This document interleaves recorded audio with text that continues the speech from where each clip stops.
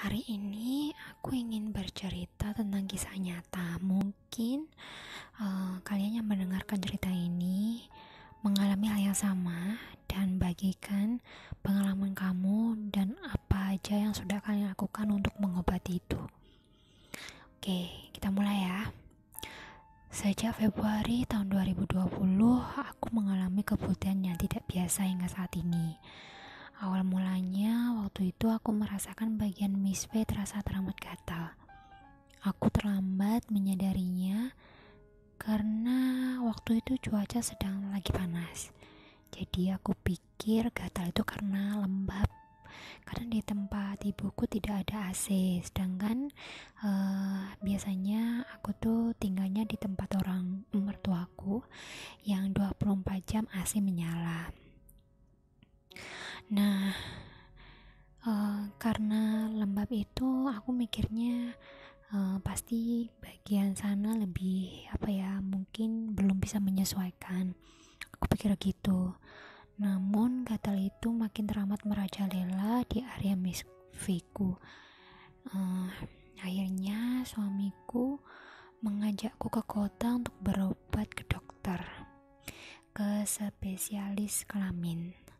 Tak lama dokter mengatakan bahwa keputihanku adalah jenis jamur. Diberikanlah aku resep untuk diminum dan dimasukkan ke dalam misfe selama 7 hari. Alhamdulillah, keputihan jamur itu sembuh, pikirku. Tapi pada saat 2 minggu sebelum datang bulan, keputihan itu datang lagi. Kali ini ia seperti tahu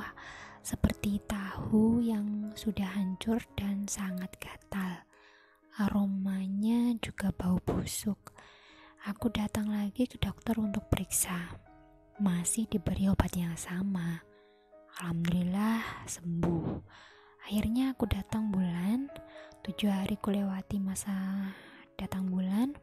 Namun 10 hari setelah datang bulan, keputihan jamur itu datang lagi. Kali ini berwarna hijau, beraroma busuk amis. Teksturnya sama persis dengan tahu putih hancur.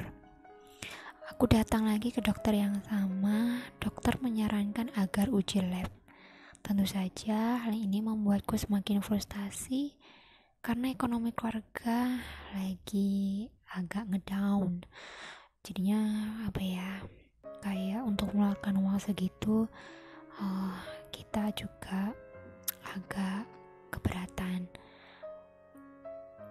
Tapi suamiku tetap berusaha untuk mencarikan uang itu yang meskipun harus pinjam sana sini, dan kami bertekad untuk uji lab.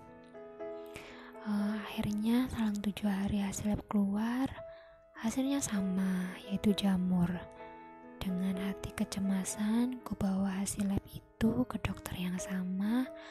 Beliau menjelaskan bahwa itu tidak apa-apa, hanya jamur. Dokter memberikanku resep agar jamur itu tidak datang lagi. Ya, saat itu aku senang mendengarnya. Harga obatnya cukup fantastis, membuat dompet suamiku benar-benar kosong. Aku pulang dengan penuh harap bahwa aku bisa sembuh total. Setelah obat itu habis, aku mulai cemas. Kurasakan misfe benar-benar gatal. Aku sudah bisa memprediksi bahwa jamur itu akan datang lagi. Dan dugaanku benar. Jamur itu datang lagi. Ya pasti sedih lah ya gitu. Aku mencoba untuk berpindah dokter, berharap bahwa dokternya bisa memberikan solusi yang tepat. Nah, kali ini aku datang ke spesialis kandungan. Dokter pun mengatakan hal yang sama. Tidak apa-apa, katanya hanya jamur. Sama dengan dokter yang sebelumnya. Diberikan resep sama dengan dokter yang sebelumnya itu sudah aku minum, ya kayak gitu. Ya meskipun agak gimana, tapi ya mau gimana lagi. Aku sempat gelisah bahwa ini bakalan sembuh gak ya obat yang sama kayak gitu.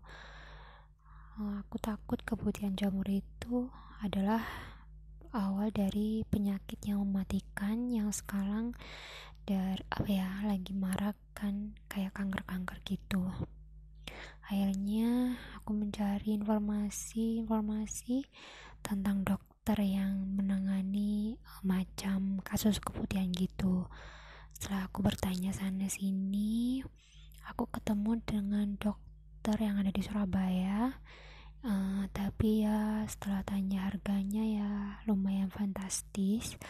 Aku harus lagi-lagi berhutang sana sini, harus gadekan cincin nikah, gadekan BPKB, dan ya yang ada secukupnya kayak gitu untuk menambah pengobatan. Kami memutuskan tetap pergi ke Surabaya untuk berobat. Setelah bertemu dokter, Miss Veku dimasukin sebuah alat. Karena takutnya itu ada sariawan di sana yang menyebabkan keputihan. Namun alhamdulillah Miss Veku sehat. Tidak ada benda atau luka mencurigakan di sana. Aku melihatnya di sebuah layar. Miss Veku benar-benar sehat, bersih. Begitu juga kata dokternya. Aku cukup lega melihat dan mendengarnya dari dokter yang menurutku aku sangat percaya dengan dokter ini yang ahli dalam menangani kasusku gitu ya. Dan aku berharap dan yakin bahwa aku bisa sembuh total setelah dari sini. Namun tak lama keputihan jamur itu datang lagi, dan aku kembali lagi ke Surabaya untuk di USG. Dilihat lagi Miss Viku, hasilnya alhamdulillah tidak ada satupun gejala yang membahayakan. Dokter memberikanku resep 3 butir obat diminum pada saat hari pertama datang bulan. Namun bulan itu aku tidak datang bulan. Ya pasti cemas. Kenapa jadi tidak teratur? Padahal sebelumnya datang bulanku itu sangat teratur tiap bulan. Saat itu keputihan jamur itu datang lagi, dan seketika aku telepon dokternya untuk menanyakan solusinya gimana. Dan dokter menyarankan obatnya untuk diminum tidak menunggu untuk datang bulan. Aku mulai curhat sana sini ke sama wanita. Aku dapat saran, katanya seseorang ini bisa menyembuhkan keputihan beserta bisa membuat vagina jadi keset dan tidak gatal. Ya aku percaya. Dengan cepat aku mencari agen terdekat yang menjualnya. Dengan percaya diri aku mencoba berpikir positif bahwa aku bisa sembuh dengan ini. 4 hari aku rutin memakainya. Akhirnya aku datang bulan. Meski bulan kemarin aku tidak datang bulan, kali ini datang bulanku jatuh di awal bulan. 7 hari setelah datang bulan, aku langsung menggunakan barang produk yang tadi aku beli. Aku masukkan, karena petunjuknya itu harus dimasukkan, ya aku mengikuti dari petunjuk produk itu. Aku masukkan ke dalam Miss Veku sesuai anjuran yang diberikan. Ya Miss Veku keset tidak kata lagi. 3 hari setelah pakai, ada putih semacam tisu. Kata penjualnya sih itu detox gitu ya. Nah aku merasa lebih tenang, karena meski keluar putih-putih gitu macam tisu, tapi tidak gatal dan tidak bau. Dan karena aku udah lama tidak melayani suamiku, aku memutuskan untuk melayaninya. Ya kita tetap pakai pengaman. Nah setelah 2 hari setelah berhubungan, aku kembali keputihan kali ini seperti susu dan bau bawang merah, dan gatal dan sedikit berbusa. Aku mulai cemas. Seketika aku teringat almarhum Julia Perez, dan ingat tetanggaku yang meninggal karena kanker. Selama ini aku juga tidak lepas dari YouTube ya untuk mencari informasi tentang keputihan dan gejala kanker kayak gitu. Selama ini aku juga rutin meminum parutan bawang putih hangat.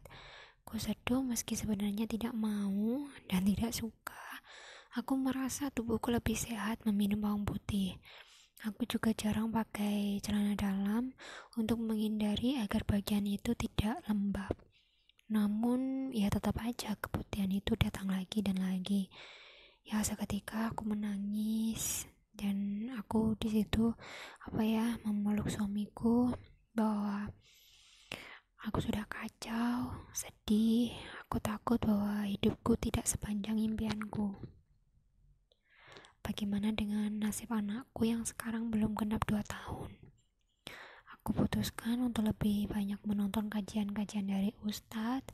Aku lebih mendekatkan kepada Sang Pencipta, sholat di malam hari, dan ada yang ganjal ketika aku membaca istighfar 100 kali dan bersolawat 100 kali. Aku mulai lemes, tengkuk leherku mulai sakit, pundakku terasa berat dan mual, dan aku tidak bisa menahan diriku untuk duduk. Aku bersandar di keranjang tidur dengan tetap membaca sholawat, tapi rasa mual itu makin menjadi. Ku bangunkan suamiku dan ku lepas mukenaku, dan saat itu aku langsung ke kamar mandi karena mual-mual dan akhirnya aku muntah. Perutku seperti diaduk-aduk, kepalaku juga pusing, dan tak terasa air mataku pun keluar. Ya mungkin bertanya-tanya sebenarnya saya ini sakit apa, kayak gitu. Aku merasakan merebahkan diriku ke tempat tidur.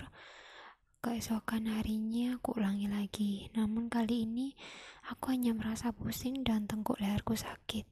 Pundakku terasa berat dan itu terjadi sampai saat ini. Hari ini aku keputihan lagi, gatal dan bertekstur seperti tahu yang sudah hancur dan ada bau bawangnya.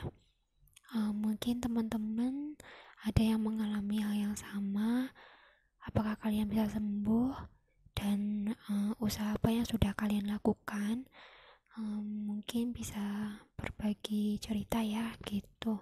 Terima kasih.